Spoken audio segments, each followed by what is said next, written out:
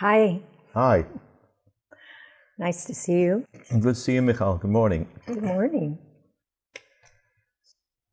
The only intention I can identify is that people will be happy and cease suffering. Obviously, some suffering, like a stomachache or poverty, is there. But the sort of neurotic suffering, this sort of the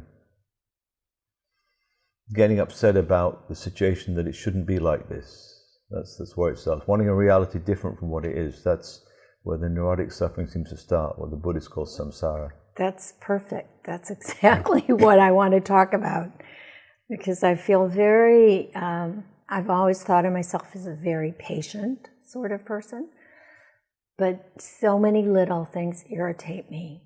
And we've done a little bit of work, so I'm aware of kind of this letting go and mindfulness and understanding what's happening around me. And it's made me very aware, our discussions in the past, about these little annoyances, especially in Israel, that seem to happen, even on my drive over here. So I wanted to talk about what I know what I need to do, but I wanted to have you remind me about how to, I know there's nothing to do, but how do I get away from that daily neurotic irritability that I think all of us go through? Big questions. Big questions. A lot of questions. Comprehensive question. Right. Is the irritability accessible now? Can you touch that feeling in you now, or is it absent at this moment? No, I can feel it now because I drove over here and I hate driving, especially in Israel. Well, that's a reason. Okay. So that's an idea. Okay. But what I'm asking you is the feeling is the feeling tangible at the moment, this second, or not? You can only sense it, either it is or it isn't, and it changes all the time. It's not right now. So I'm sitting here, I'm relaxed, I'm not in an environment that's going to irritate me, unless you do. Who knows? But right now, I'm not feeling it. Sensation is tolerably comfortable? Yeah. You're within your comfort zone at the moment? Yes. So my question is there anything we need to do about it in that case now? Or as an alternative, and you may have other alternatives, but I'm offering you two alternatives at the moment which occur to me. It doesn't mean to say there's anything essential about them. But either there's a problem right now, which there doesn't seem to be, from what I understand from you, and I don't feel a particular problem. I'm reasonably comfortable as well. So the question is there anything we need to do about it now, which would seem to be not at the moment? Mm-hmm. Or can we leave it as an open file for the moment, and then if something comes up, if something arises, either in you or in me, then like two responsible adults wanting people to be as happy as possible, then we'll address that if and when it happens. If it doesn't happen, it doesn't happen. And if it does, we'll address it. We may or may not have a solution. But from this point of view, what I call the unconditioned mind, it is not possible to access or to do anything about historical issues because they're not happening. They're there maybe as a background which influences the way you are and the way you behave. Certainly history seems to be a big factor. But I can't deal with a problem which is only memory because it's not here. The memory's here. Maybe it's an uncomfortable memory, maybe there isn't, of driving over here and maybe irritation in the traffic. But that's a memory.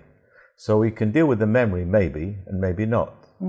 But the actual incident, the actual drivers that behaved badly or whatever, or the irritation you felt then, isn't there now. So it is impossible to solve a problem that doesn't exist. A problem that does exist, maybe there's a solution, complete or partial, and maybe there isn't. A problem that doesn't exist now, Nobody's ever solved a problem that doesn't exist. And a future problem is equally just a sort of fantasy and expectation. So your irritation in the traffic, which I'm sure was very real when it happened, I'm suggesting to you that at this moment, it appears as a memory and no more. So we can look at the memory if it's there, but I'm not sure what you do with the memory, it's just there. But I feel that the memory is part of becomes part of my body, my cells, my being. So when I said it, I don't think the problem is here now, I may have said that, I may have not meant that in a way. I'm not in traffic is what I meant right now. But I feel this sense that it lingers. It changes all of a sudden who I am. And it stays in my cells, in my organs, in my whatever. And it's stored there, which is the problem. It's stored day after day after day. And I think that's why it's there every day when I walk out the door, or even in my house. I hate cleaning. That bothers me. Do you need to clean anything this moment? No, your house is very neat. So is your thank you.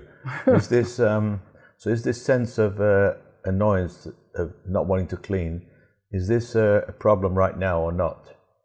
No, it's not right now, but I really have the sense that my being is so influenced by what happened yesterday and the day before that my body absorbs those irritations, and that's how I live my life. And I don't want to live my life that way. Right. So what I'm offering you here is the possibility, if it makes sense to you, of learning how to live well by living well now. So then we're not involved in explanations too much, which anyway for me are somewhat dubious, whether it's yours or mine. But rather, we're practicing right now living well. How is that? Well, relating to what is and not relating to what isn't. Because there's nothing we need to do about it. So if suddenly, something is dirty here and you need to clean it and you don't want to, so then the irritation might be there, and then we can look at that. Or if, for example, it's unlikely a driver is going to bother us right now, unless, maybe a motorbike will go past with a couple of boys on it and make some noise. But right now, we can only deal, it seems to me, with what's happening now. The memories exist, certainly, and highly influenced by your past, obviously, and the way your personality responds and your mental and physical habits, certainly. And thoughts about the future very much influence you. You might be worried about money issues, relationship issues, other issues, children. But right now, the things we can, this moment is possibly the only place we can actually act. I can't act yesterday, now. Okay. I can't act tomorrow, now. Maybe I can act now. It kind of seems a bit kind of silly to say, but so I'm inviting you to access. I'm inviting you to access now. Okay. So in a sense, for me, the only subject is this, because I can't find very much beyond this. So I'm inviting you to access now as the place where the work happens. So we actually, I'm not teaching you anything because I have nothing to teach you, because now is accessible equally to both of us.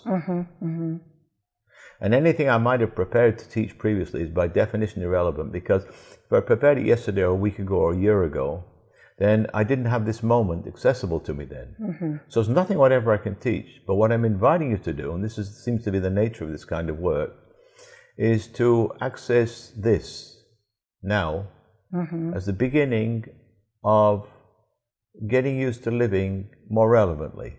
And so if something difficult or bad is happening now, so then it's very real. But if it's not, then there's no need to deal with it, you see.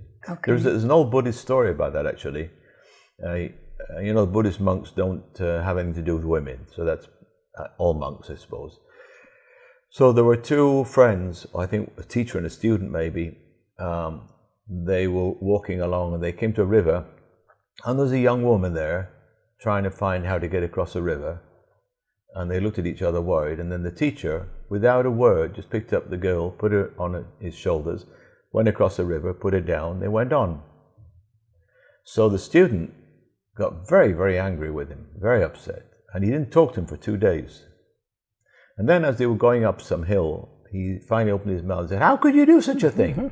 He said, "You went against all your vows and all the precepts and all the whatever, all the rules, and you picked up a girl, put her on your shoulders. What kind of deal is that?" The teacher said, "Well, maybe I did, but I put her down the other side. You're still carrying her." Got it. Yes. So that's exactly it. So yes. Yeah, exactly. So I'm inviting you to a party now. It's the only party that I'm aware of that's really happening. The future parties may or may not happen. The past parties, they've gone. This party right now, it's a wonderful party, this moment of intimacy, human intimacy, it's here that I can feel. And I don't have a name for it, and it changes each moment. If I came to you, if I sat down here and said, right now, I'm feeling irritable inside me. Are you? No. Oh. But okay. I'm using hypothetically. So we're now accessing a story, right? A story. I'm going to tell you a story. Okay. So I like stories. So I would say to you, I feel irritable. You and I would then talk about that irritability. I have no idea. Or maybe, my pain. Maybe I would faint. Maybe I would die. Maybe I would, make some coffee. Okay. Maybe I would shout at you. Maybe I would smile. I have no idea, because until it happens, I don't know how I would respond. I have many ideas of what nice guy I am and how I'd respond and be very kind and everything. But the truth is, maybe I'd have a terrible stomach pain and I would just be irritable to you all the time, and you wouldn't understand what was going on, you see, and you'd just give up. I mean, who knows what would happen? Okay. You see, so what would happen? So we've left reality. That's why I said I wasn't really being humorous. I said, so now we're entering a story, and you said yes. Now that's fine. Stories are wonderful stuff, creative. But it seems to me very important to know when we're involved in the story and when we're involved in reality, because we don't need to deal with the story, but it's probably worth dealing with reality. And reality is me sitting here, you're sitting there. No, that's another story. That's a story about the reality, maybe. Okay. I'm suggesting that reality is everything. Everything is real, apart from what you and I think. That's creative.